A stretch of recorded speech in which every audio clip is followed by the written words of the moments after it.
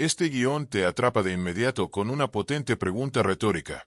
¿Qué clase de hombre? Desde el inicio, te sumerge en la monstruosa naturaleza de Calígula a través de ejemplos escalofriantes como la ejecución de un senador en un banquete, un secuestro imperial en una noche de bodas, y su proclamación como un dios viviente, amenazando incluso el templo de Jerusalén. La tesis central es clara. Calígula fue un gobernante que no respondía ante nadie, ni siquiera ante los dioses, y su reinado, aunque breve, fue tan retorcido que desafía toda lógica. El punto de partida de esta historia es que nadie nace Calígula. Uno se convierte en él.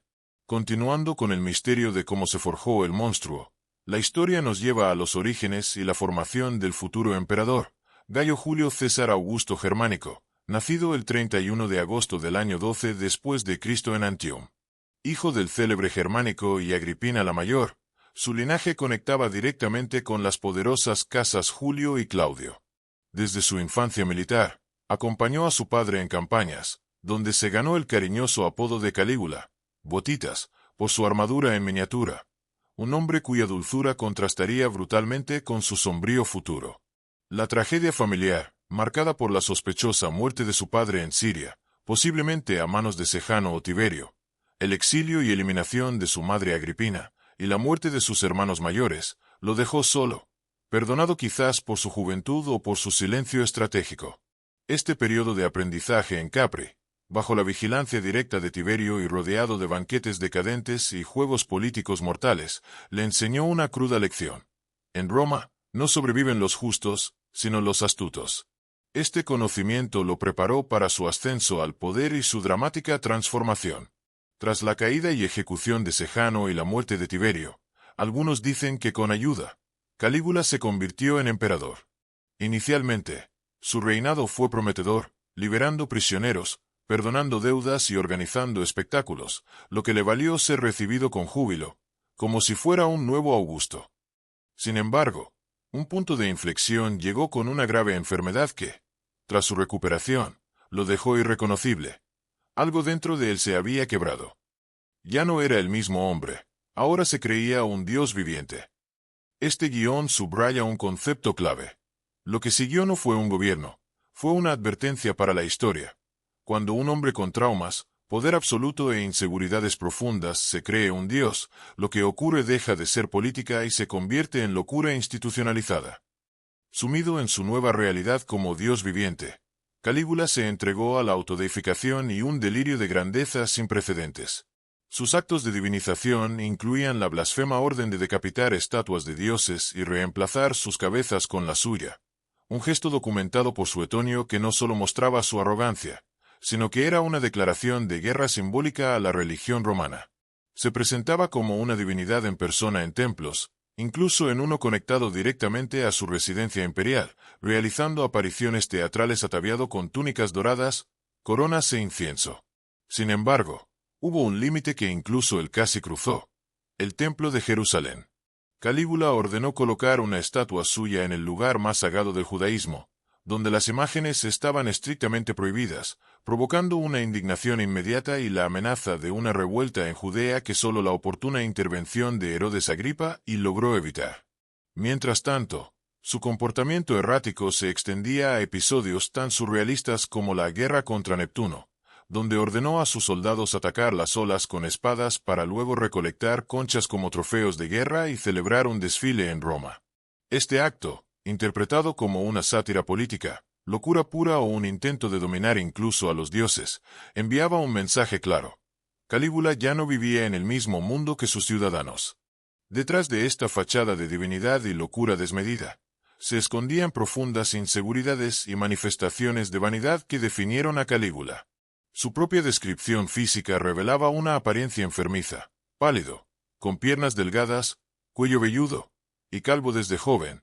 Sus ojos hundidos le daban un aspecto inquietante. Se cuenta que cualquier mención de la palabra cabra, una burla común por su apariencia, lo sumía en una furia incontrolable.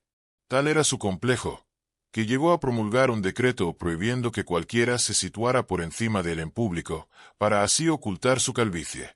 Esta profunda inseguridad alimentaba su vanidad extrema. Pasaba horas frente al espejo, practicando expresiones amenazantes, obsesionado con que su rostro infundiera miedo.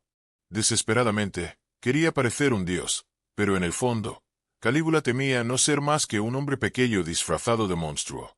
Con sus inseguridades ocultas bajo un velo de divinidad, el reinado de Calígula vio la total desaparición de la frontera entre el espectáculo y el sadismo, transformando el entretenimiento en rituales de dominación. Su crueldad se extendía al público. No solo elegía personalmente quién lucharía o moriría en las arenas, sino que, en un acto de puro capricho, señalaba a invitados aburridos para que fueran lanzados al combate como castigo, dejando a senadores, nobles y ciudadanos igualmente vulnerables a sus deseos. El clímax de este sadismo en público fue el asesinato de Mumio el Gladiador, una escena cuidadosamente montada donde Calígula, con una daga real, mató al desarmado Mumio frente a la multitud, desfilando luego con los brazos en alto para alimentar su ego.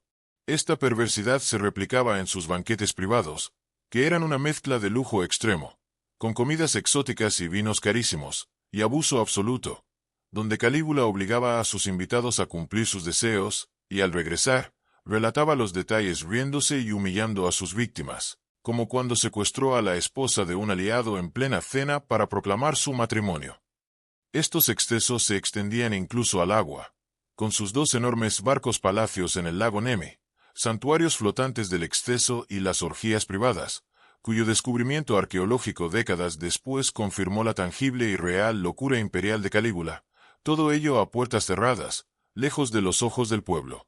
El sadismo de Calígula se extendía más allá de los banquetes y las arenas, manifestándose en un profundo desprecio por las instituciones y la vida privada de Roma.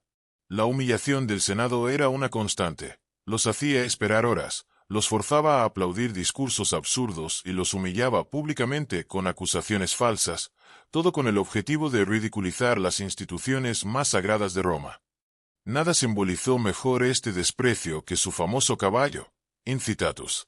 Calígula no solo le construyó establos de mármol con collares de piedras preciosas y sirvientes propios que le servían cenas en copas de oro, sino que, en un acto de provocación sin igual, anunció su intención de nombrarlo cónsul, un claro mensaje de que el Senado era tan inútil que incluso un caballo podría ocupar su lugar. Esta transgresión se reflejaba también en su vida íntima provocadora. Los rumores de su supuesta relación incestuosa con su hermana Drusila, a quien incluso dedicó honores divinos tras su muerte, alimentaron el morbo de Roma y el silencioso desprecio de sus enemigos. Además, sus extravagantes elecciones de vestuario, a veces como mujer, otras como dioses orientales o incluso como Venus, eran percibidas por la sociedad romana no como moda, sino como un desafío directo a las normas sociales y de género. Calígula no quería parecerse a los dioses, quería reemplazarlos. Pero ni siquiera su capacidad para infundir terror y su desprecio absoluto por las instituciones pudieron sostener su régimen para siempre. El final del reinado y el legado de Calígula llegaron de forma abrupta. En el año 41 después de Cristo, el miedo no pudo contenerlo más, y fue brutalmente asesinado por pretorianos liderados por Casio Querea, uno de sus oficiales más humillados.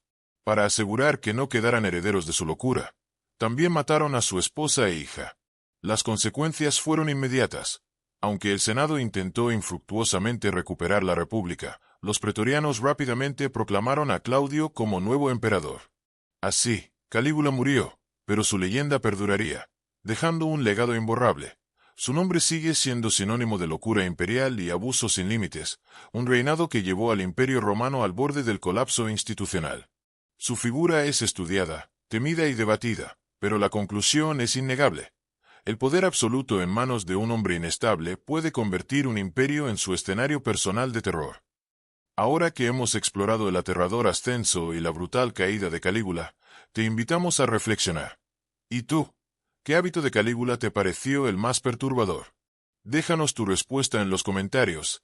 Si te apasionan estos relatos históricos que desvelan el lado más oscuro del pasado, no olvides suscribirte al canal y activar la campanita para no perderte el próximo episodio. Nos vemos pronto.